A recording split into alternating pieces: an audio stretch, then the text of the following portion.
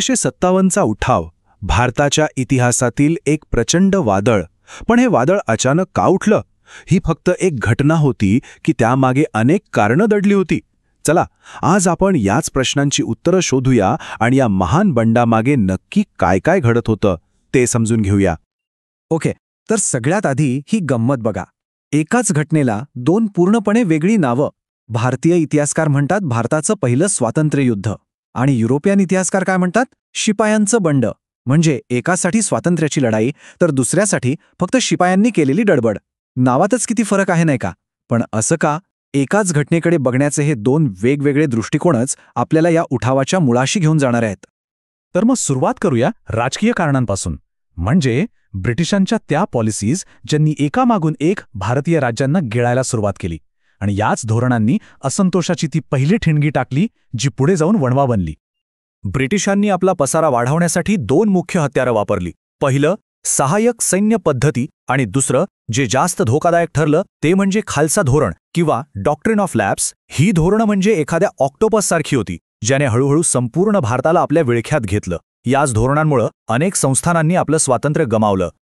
आता प्रश्न येतो की हे खालसा धोरण नेमकं होतं तरी काय? सोप्पं आहे.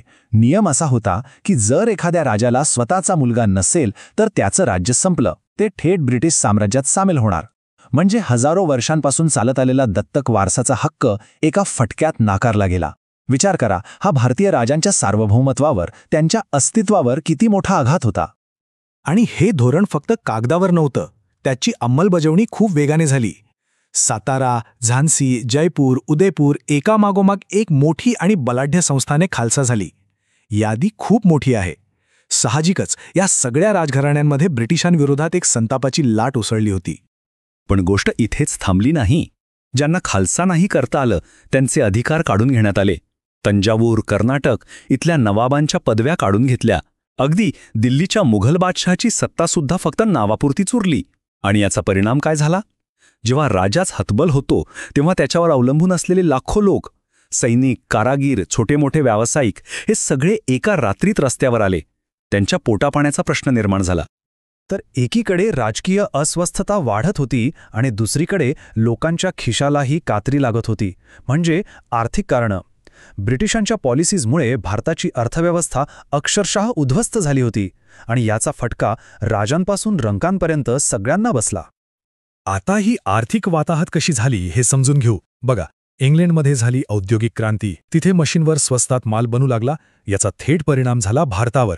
इथले आपले पारंपरिक कुटीरोद्योग, हस्तकला उद्योग सगळे ठप्प झाले. लाखो विणकर, कारागीर बेरोजगार झाले. आणि एवढं कमी होतं की काय, म्हणून शेतकऱ्यांवर नवीन जमीन महसूल पद्धती लादल्या, ज्यामुळे त्यांचं शोषण आणखीनच वाढलं. याचं सगळ्यात मोठं उदाहरण म्हणजे आपला कापड उद्योग. एकेकाळी जगभर प्रसिद्ध असलेलं भारतीय कापड. ब्रिटिशांनी काय केलं? भारतातनं इंग्लंडमध्ये जाणाऱ्या कापडावर इतका प्रचंड टॅक्स लावला की ते तिथे खूप महाग झालं. आता महाग माल कोण विकत घेणार? परिणाम, भारताचा संपूर्ण कापड उद्योगच मोडून पडला. म्हणजे शेतकरी आणि कारागीर तर त्रस्त होतेच, पण आता जमीनदार वर्गाची पाळी होती. सरकारने एक इनाम कमिशन बसवलं. या कमिशनने काय केलं? तर पूर्वीच्या राजांनी ज्या जमिनी इनाम म्हणून दिल्या होत्या, म्हणजे टॅक्स फ्री जमिनी, त्या सगळ्या जप्त करायला सुरुवात केली. ज्यांच्याकडे कागदपत्र नाहीत त्यांच्या जमिनी गेल्या. म्हणजे आता जमीनदार वर्गसुद्धा ब्रिटिशांच्या विरोधात गेला. ओके, तर आता राजकीय आणि आर्थिक असंतोष तर होताच, पण या धुमसत्या आगीत तेल ओतण्याचं काम केलं ते प्रशासकीय आणि लष्करी कारणांनी. म्हणजे रोजच्या जगण्यात भारतीयांना जो अन्याय आणि अपमान सहन करावा लागत होता, त्याने असंतोष आणखीनच वाढवला. बघा, ब्रिटिशांनी नवीन कोर्ट वगैरे तर सुरू केली, पण झालं काय? कोर्टाची सगळी भाषा इंग्रजी. सामान्य माणसाला त्यातलं काही कळायचंच नाही, आणि समजा कळलं तरी निकाल नेहमी इंग्रजांच्याच बाजूने लागायचा. मग लोकांना न्याय कसा मिळणार? ही न्यायव्यवस्था आपल्यासाठी नाही, ती परकीय आहे, ही भावना लोकांमध्ये घट्ट होऊ लागली. आणि हाच भेदभाव सैन्यात तर आणखी जास्त होता. समोरच्या केबलवर नजर टाका. पगार इंग्रज सैनिकांपेक्षा खूप कमी. प्रमोशनची संधी जवळपास नाहीच. कितीही हुशार आणि काबिल असलात तरी मोठ्या पदावर फक्त इंग्रजच बसणार. हा रोजचा अपमान भारतीय शिपायांच्या मनात खदखदत होता. आणि मग आला तो निर्णय जो या असंतोषाच्या ज्वालामुखीचा स्फोट घडवण्यासाठी कारणीभूत ठरला. शिपायांना समुद्र पार करून लढायला जाण्याचा आदेश आला. आता त्या काळात समुद्र ओलांडणं म्हणजे धर्म बुडवणं, जातभ्रष्ट होणं असं समजलं जायचं. सैनिकांना वाटलं की इंग्रज आता आपल्या धर्मावरच घाला घालत आहेत आणि ही त्यांच्यासाठी शेवटची मर्यादा होती. आणि मग काय, राजे, शेतकरी, कारागीर, जमीनदार, सैनिक, समाजाचा असा एकही घटक उरला नव्हता जो नाराज नव्हता. हे सगळे असंतोषाचे छोटे छोटे ओढे एकत्र आले आणि त्यातून 1857च्या महाबंडाची एक प्रचंड नदी तयार झाली. एक मोठं वादळ घोंगावत होतं. या बंडात उतरलेल्या प्रत्येकाचं कारण वेगळं होतं. राजांना त्यांचं गेलेलं राज्य परत हवं होतं. कारागिरांना त्यांची रोजीरोटी परत हवी होती. शेतकऱ्यांना त्यांच्या जमिनी परत हव्या होत्या.